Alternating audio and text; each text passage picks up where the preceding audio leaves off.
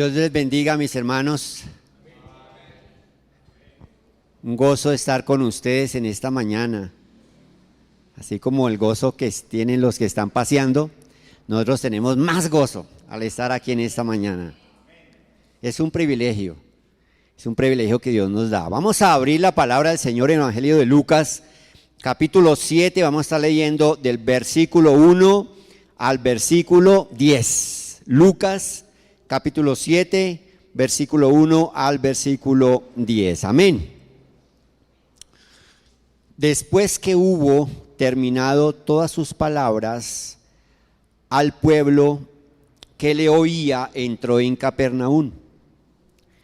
Y el siervo de un centurión, a quien éste quería mucho, estaba enfermo y a punto de morir. Cuando el centurión oyó hablar de Jesús, le envió unos ancianos de los judíos rogándole que viniese y sanase a su siervo. Y ellos vinieron a Jesús y le rogaron con solicitud, diciéndole: es digno de que le concedas esto, porque ama a nuestra nación y nos edificó una sinagoga. Jesús fue con ellos, pero cuando ya no estaban lejos de la casa, el centurión envió a él unos amigos diciéndole: Señor, no te molestes, pues no soy digno de que entres bajo mi techo. Por lo que ni aún me tuve por digno de venir a ti, pero di la palabra y mi siervo será sano. Porque también yo soy hombre puesto bajo autoridad y tengo soldados bajo mis órdenes, y digo a este ve y va, y al otro ven y viene, y a mi siervo haz esto y lo hace. Al oír esto, Jesús se maravilló de él y volviéndose dijo a la gente que le seguía: os digo que ni aun en Israel he hallado tanta fe. Y al regresar a casa, los que habían sido enviados hallaron sano al siervo que había estado enfermo. Padre, te damos gracias por tu palabra, Señor. Pedimos que tu Espíritu Santo sea dejando el mensaje que tú quieres en esta mañana en nuestros corazones. Gracias, Padre. Gracias, Hijo. Gracias, Espíritu Santo. Bueno, vamos a desglosar un poquito este pasaje de la palabra de nuestro Dios y vamos a mirar a los personajes que intervienen en este relato. Inicialmente se nos habla de que Jesús termina ese mensaje, esas palabras allí en ese sermón que se conoce y como las leyes del reino, ¿no? Y llega a Capernaum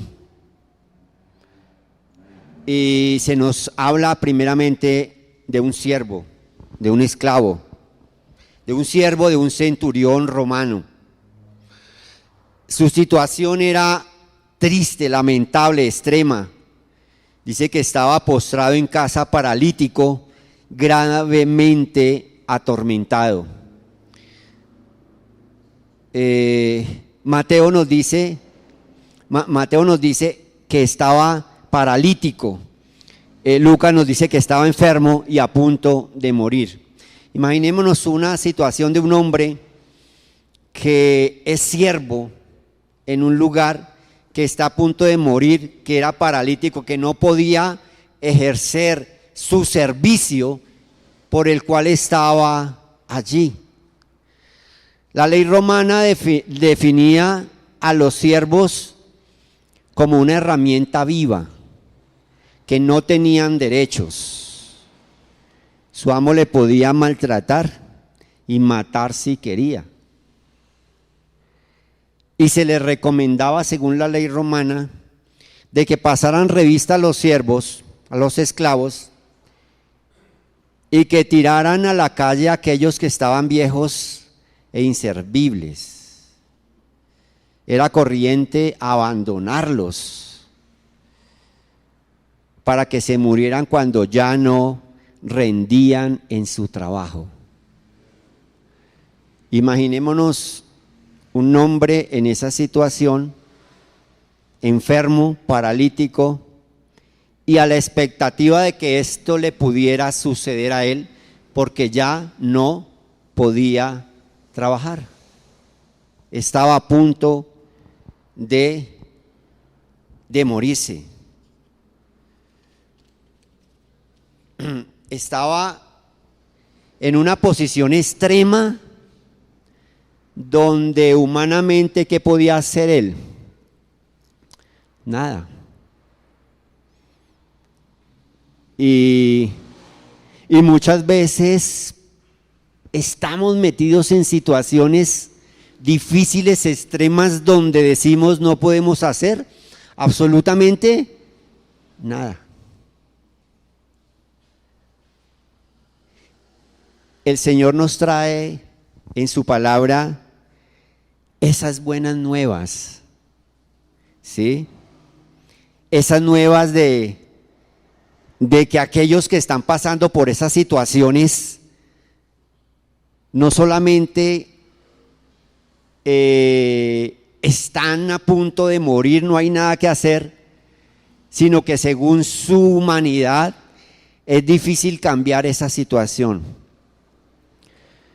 Pero Dios Padre dice: el Espíritu de Jehová el Señor está sobre mí, porque me ungió Jehová y me ha enviado. Hay buenas nuevas, hay esperanza para aquel que está pasando por esa situación difícil. Y dijo que ese ungido, ese Señor, venía a dar buenas nuevas a aquellos que estuvieran pasando por esa situación. Dice: a predicar buenas nuevas a los abatidos, a vendar a los quebrantados de corazón, a publicar libertad a los cautivos y a los presos apertura de la cárcel, a proclamar el año de la buena voluntad de Jehová y el día de venganza del Dios nuestro, a consolar a todos los enlutados, a ordenar que a los afligidos de Sión se les dé gloria en lugar de ceniza, óleo en lugar de luto, manto de alegría en lugar de espíritu angustiado, y serán llamados árboles de justicia, plantío de Jehová para gloria suya. Aquel hombre que estaba pasando por esa situación tenía esperanza, al igual que la tenemos nosotros en nuestro tiempo y en nuestro momento. Vino el Señor Jesús, entró a ese lugar, a esa sinagoga, y trae esa profecía de Isaías, y relata nuevamente por qué había sido ungido y enviado, por qué era el ungido y el enviado, y dice: hoy se ha cumplido esta escritura delante de vosotros. Hay esperanza, claro que hay esperanza. La esperanza está en Jesús, en el que vino, en el que se cumplió esta profecía, y en el que hoy está aquí con nosotros, y que creemos que al igual que en esos tiempos donde estuvo aquí en esta tierra, al igual también está aquí cumpliendo esa palabra dada al profeta Isaías. Pero también encontramos a un hombre de autoridad, a un centurión, un hombre de guerra, un hombre militar, y un hombre que su actitud era poco corriente para su posición, porque dice que quería mucho a este siervo, ¿sí? Amaba a la nación de Israel. y no era algo normal de que un centurión romano amara al país que habían conquistado y en el cual ejercía su autoridad militar. No era algo normal. Se salía de lo cotidiano, se salía de lo normal. Y dentro de la narración nos dice también que amaba a la nación de Israel y que además había edificado una sinagoga. Vamos a mirar en esta mañana esa actitud que tenemos nosotros al saber que Jesús está ahí. Al oír de Jesús, al estar en su presencia, ¿cuál es nuestra actitud? Quiero ilustrarlo también a través de la palabra de nuestro Dios. Quiero que miremos Juan capítulo 5, porque este hombre oyó hablar de Jesús. Este centurión oyó hablar de Jesús. Vamos a mirar Juan capítulo 5, verso 1 al verso 8. Dice: después de estas cosas, había una fiesta de los judíos y subió Jesús a Jerusalén. Y ahí en Jerusalén, cerca de la puerta de las ovejas, un estanque llamado en hebreo Betesda, el cual tiene 5 pórticos. En estos yacía una multitud de enfermos, ciegos, cojos, paralíticos, que esperaban el movimiento del agua. Porque un ángel descendía de tiempo en tiempo al estanque y agitaba el agua, y el que primero descendía al estanque, después del movimiento del agua, quedaba sano de cualquier enfermedad que tuviese. Y había allí un hombre que hacía 38 años que estaba enfermo. Cuando Jesús lo vio acostado y supo que llevaba ya mucho tiempo así, le dijo: ¿quieres ser sano? Señor, respondió el enfermo, no tengo quien me meta en el estanque cuando se agita el agua, y entre tanto que yo voy, otro desciende antes que yo. Jesús le dijo: levántate, toma tu lecho y anda. Y al instante aquel hombre fue sanado y tomó su lecho y anduvo, y era día de reposo aquel día. Había una multitud de enfermos, entre ellos un hombre también que hacía 38 años estaba enfermo. ¿Quién estaba ahí? Jesús, el Señor. Pero él estaba a la espera de que alguien pudiera llevarlo. Tan pronto descendiera el ángel al estanque y agitara el agua. Pero ¿quién lo iba a llevar en medio de tanto enfermo? Cada uno iba a ¿qué?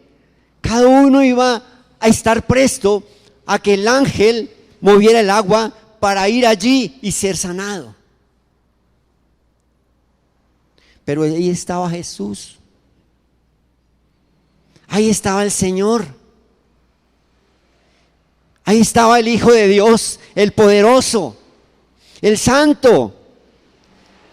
Pero su vida estaba dependiendo de que alguien lo llevara allí a este lugar y que llegara de primeras. Hermanos, eso nos sucede muchas veces a nosotros. Está ahí Jesús, el Hijo de Dios, el Señor, el Salvador, el Todopoderoso. Pero nuestra fe no va dirigida a que Jesús está ahí, sino que alguien me lleve, a que alguien me toque. Es que estoy esperando que llegue el pastor fulano de tal y ore por mí. Porque cuando él venga y ore por mí, yo sé que va a suceder algo en mi vida. Y pasan años y años y años. Es que yo voy a ir a la iglesia que esa sí tiene unción, porque cuando yo vaya allá seguramente voy a recibir mi milagro. Pero Jesús estaba ahí. el artífice de los milagros. El que todo lo puede estaba ahí. Hermanos, muchas veces esa es nuestra actitud, dependiendo de una religiosidad. ¿Cuántos años llevaba este hombre enfermo? Dice que llevaba 38 años, pero Jesús estaba ahí. Y miren lo que el Señor le dice: ¿quieres ser sano? ¿Y qué responde él? Sigo dependiendo de que alguien venga y me lleve y pueda recibir mi sanidad. Pero ahí estaba Jesús. Hermanos, Jesús está aquí con nosotros. El Hijo de Dios está aquí con nosotros. Y muchas veces lo dejamos y lo obviamos, lo dejamos a un lado, porque estoy dependiendo de mi religiosidad, de que alguien venga, de que el pastor, que es más ungido de todos, venga y me ponga, yo esté ahí y él ponga su mano sobre mí. ¿De quién dependemos, mis amados hermanos? ¿De Cristo que está aquí con nosotros? ¿O de lo que hemos aprendido por muchos años, pero no me ha llevado a una verdadera relación con Él, sino a una religiosidad donde no recibo, donde no veo la gloria de Dios, pero estoy ahí y sé que Jesucristo está ahí conmigo? Es triste, mis amados hermanos, cuando vemos a nuestro Señor como alguien que no puede, que está ahí, pero que dependo de mis fuerzas y de las fuerzas de los demás para recibir mi bendición. Ahí estaba Jesús. Y el Señor le dice: ¿quieres ser sano? Sí, pero es que en lo que he esperado no he podido. Aún confío en eso, aún espero en eso. Hermano, Jesús está aquí con nosotros. Él resucitó. De esa tumba la encontraron vacía. No se halló a nadie allí en ese lugar. Se le presentó a sus discípulos, se presentó a mucha gente y se ha presentado a nosotros porque vive en nuestras vidas y en nuestro corazón. Pero dejemos de lado nuestra religiosidad, dejemos de lado de depender de fulano y fulana y creamos en que el Señor hoy nos pregunta, como le preguntó a ese hombre: ¿quieres ser sano? Y el Señor le dice: levántate, toma tu lecho y anda. Nos puede suceder. Segundo aspecto. Ustedes recuerdan, claro, todos lo recordamos, el relato en Juan 11, la muerte de Lázaro. ¿Sí lo recordamos? Era amigo de Jesús, con Marta y con María. ¿Sí? Amigo de Jesús, ¿cierto?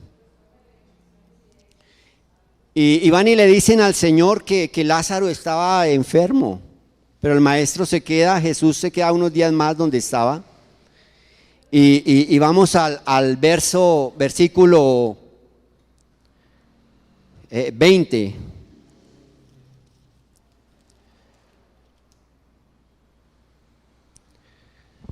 Dice: entonces Marta, cuando oyó que Jesús venía, salió a encontrarle, pero María se quedó en casa. Y Marta, ¿qué le dijo a Jesús? Señor, si hubieses estado aquí, mi hermano no habría muerto. Estaba María, ¿cierto? Fue a recibir a Jesús. Lázaro había fallecido. Y ella ve que ahí está Jesús. Y le dice: Señor, si hubieras estado aquí, mi hermano no habría muerto. Más adelante, en el verso 39, el Señor dijo Jesús: quitad la piedra. Marta, la hermana del que había muerto, le dijo: Señor, hiede ya, porque es de 4 días. Mire la actitud de Marta, ¿sí? Le dice: Señor, si hubiera estado aquí, mi hermano no habría muerto. Y aquí le dice: Señor, ¿para qué manda quitar la piedra si él ya está muerto y ya está descompuesto? ¿Sí? ¿Qué le estaba diciendo? Señor, tú estás aquí, pero ya tú no puedes hacer nada. Pero ahí estaba Jesús. ¿Y cuántos muchas veces somos esos? Señor, tú estás ahí. Tú eres el Dios Todopoderoso, pero ¿sabes qué? Tú no puedes hacer nada. Hermanos, muchas veces somos esos nosotros ante la presencia del Señor. ¿Qué le contesta el Señor en el 40? ¿No te he dicho que si crees verás la gloria de Dios? Hermanos, los que tenemos limitaciones somos nosotros. Pero Dios no tiene ninguna limitación. ¿Cuál es mi relación con el Señor? Yo soy limitado, pero Él es el Todopoderoso. ¿Cuál es mi comunión con Él? Yo no lo sé, pero Él lo sabe todo. Y llegamos muchas veces ante el Señor a orar, decir: Señor, es que ya no hay nada que hacer. En el anterior caso estaba ahí el Señor también, y ese hombre seguía dependiendo de sí mismo. En este caso tenía una relación estrecha con el Señor, pero está diciendo: tú no lo puedes hacer, ya no hay nada que hacer.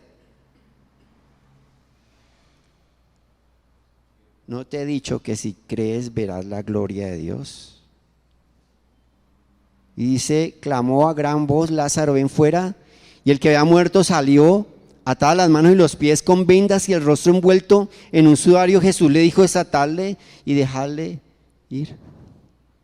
Hermanos, el Señor no llega tarde, pero no confesemos que Dios ya no puede hacer nada frente a mi situación. Pero ¿saben qué? Se arregla la historia.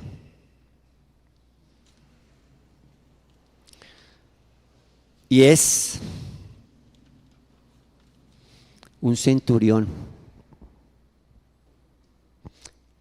un hombre que seguramente no estaba en medio de la religiosidad. Volvamos a Lucas, capítulo 7.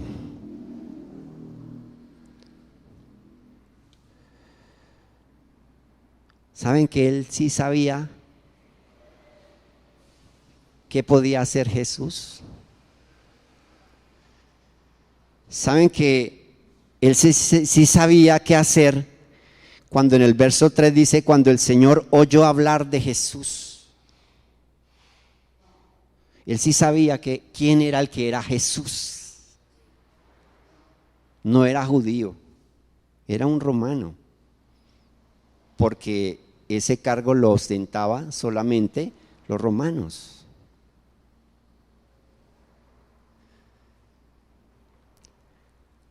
Seguramente sabía que aquel Jesús era el santo, el Hijo de Dios. Porque dice, no soy digno de ti. Estaba reconociendo su condición. No es digno de que entres en mi casa. Él sabía lo difícil que era para un judío entrar en la casa de un gentil. Pero estaba diciendo, no soy digno, Señor, pero sé quién eres tú. Y yo pienso que esa misma condición de que no somos dignos, la tenemos nosotros. Solamente Jesucristo nos hizo dignos ante el Padre cuando entregó su vida allí en la cruz del Calvario. Él sí sabía del poder que tenía aquel de que dijeron, viene Jesús, está Jesús. Hermanos, Jesús está con nosotros y debemos saber que cuando Él está con nosotros lo tenemos absolutamente todo. Él suple toda nuestra necesidad, nuestra falencia, que lo suple no como nosotros viéndolo con nuestros ojos quisiéramos que Él supliera. Él lo suple en perfección, en amor, en justicia, en bondad, en misericordia y en gracia. Hermano, Jesús está aquí, está en nuestra vida, está en nuestra casa, en nuestro hogar, en ese lugar muchas veces hostil en que tenemos que estar. Ahí está el Señor Jesús. ¿Y sabe quién lo sabía? El centurión. ¿No lo supo Marta? ¿Sí? ¿No lo sabía este hombre paralítico? Pero hoy lo sabemos nosotros. Y es hermoso porque dice, y Jesús fue con ellos, pero cuando ya no estaba Jesús, cuando estaba lejos de la casa, el centurión envió a él unos amigos diciéndole, Señor, no te molestes, pues no soy digno de que entres bajo mi techo, porque ni aún me tuve por digno de venir a ti. Pero hasta ahí. Démonos cuenta que no fue tal vez orgullo de decir, yo los mando a ustedes porque yo soy aquí el que manda y los mando para que hablen con ese Jesús. No, porque él consideraba que no era digno ni de estar en la presencia del Señor, ni que el Señor estuviera en su casa. Y algo que debe quedar grabado en nuestros corazones en esta mañana es lo que el Señor considera como verdadera fe. Señor, di la palabra y mi siervo sanará. ¿Y por qué? Porque lo dijo, porque todos lo dicen, porque lo repetimos, porque lo hemos oído y lo repetimos a ver qué sucede. No, porque conocía la autoridad de la palabra de Dios. Hermano, nos cuesta darle ese valor que tiene la palabra de Dios. Y él lo argumenta, porque también soy hombre puesto bajo autoridad. Tengo soldados bajo mis órdenes. Y digo a este ve y va, y al otro ven y viene, y a mi siervo haz esto y lo hace. Sé que lo que tú ordenas, sé que lo que tú digas se cumplirá. Ay, hermanos, si pudiéramos nosotros creer que lo que está escrito aquí se cumple, nuestra vida sería diferente. Este hombre lo conoció, este hombre lo vivió.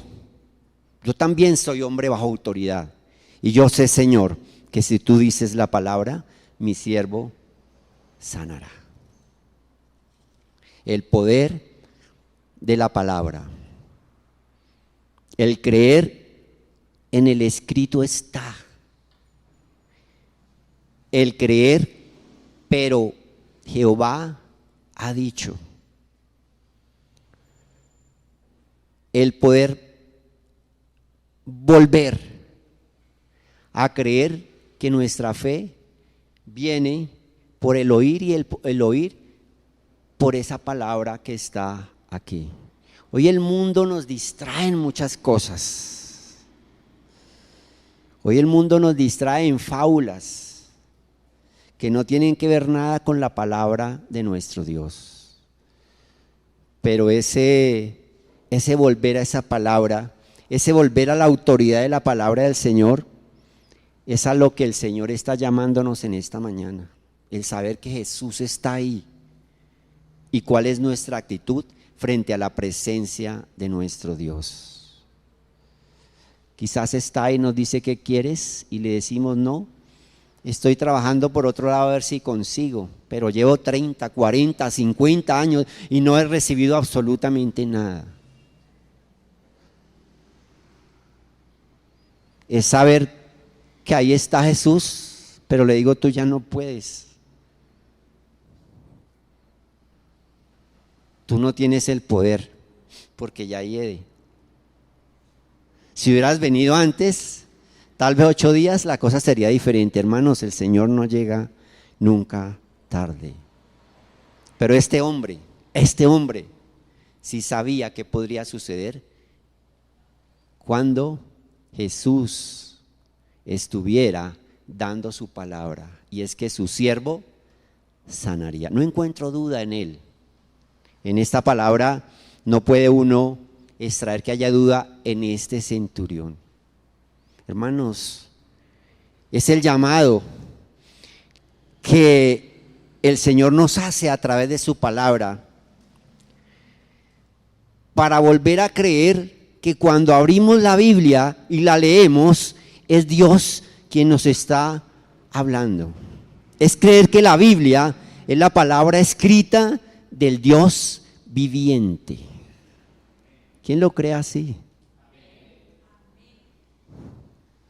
No son mis palabras, no son las palabras del pastor, del líder. Es la palabra que tenemos nosotros ahí, es la palabra de Dios.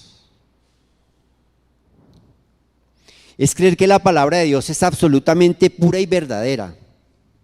Creer que si Dios lo ha dicho, sucederá. Es imposible que Dios mienta.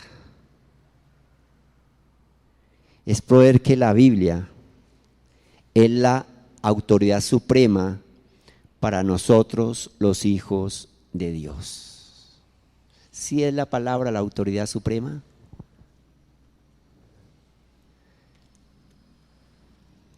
Salmo 138, me gusta mucho cuando David expresa esa palabra. 138, 2. Me postraré hacia tu santo templo y alabaré tu nombre por tu misericordia y tu fidelidad, porque has engrandecido tu nombre y tu palabra sobre todas las cosas. ¿Quién está por encima de la palabra de Dios? ¿Quién está por encima de lo que Dios ha dicho? Absolutamente nada. Hermanos, sintamos gozo, porque ese Cristo que estaba pasando por allí en Capernaum es el Cristo que está hoy aquí con nosotros. El poder de su palabra es vigente, no tiene fecha de vencimiento. Somos nosotros los que tenemos que tener esa actitud para poder creer que Él está ahí y que cuando Él está ahí lo tenemos absolutamente todo. Vamos a darle gracias al Señor. Vamos a orar. Vamos a decirle: Señor, aquí estamos. Tú eres el poderoso. Señor, te damos gracias por tu palabra. Gracias por el amor que tienes para con nosotros. Gracias porque estás ahí. Lo dijiste a tus discípulos. Y aquí estoy con vosotros todos los días hasta el fin, Señor. Padre, que pueda entender que tú estás obrando. Que mientras yo estoy descansando, durmiendo, tú estás ahí obrando. Que por encima de ti no hay ninguna autoridad, tú eres Dios.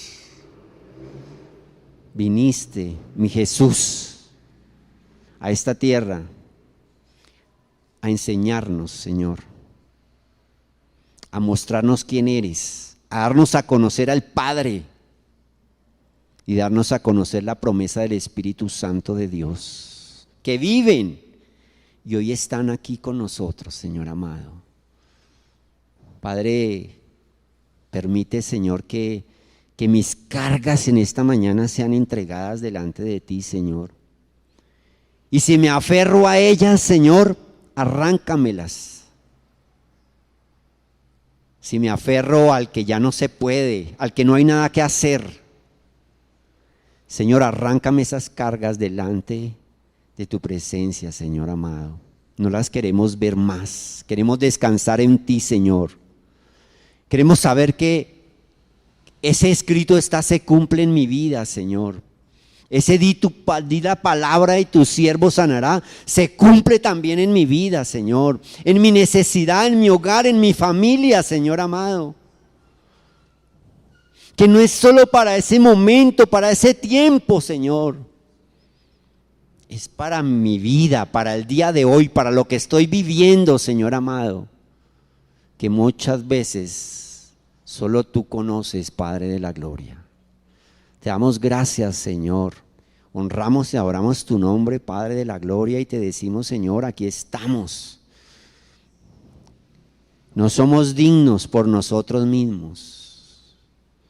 Nos hiciste dignos ante el Padre, mi Señor Jesús, por la obra de la cruz. Porque no pudimos hacer nosotros nada y nada podemos hacer nosotros, Señor. Lo hiciste todo, todo lo hiciste. Gracias te damos, en el nombre de Jesús. Amén. Dele un aplauso al Señor, mi hermano, en esta mañana.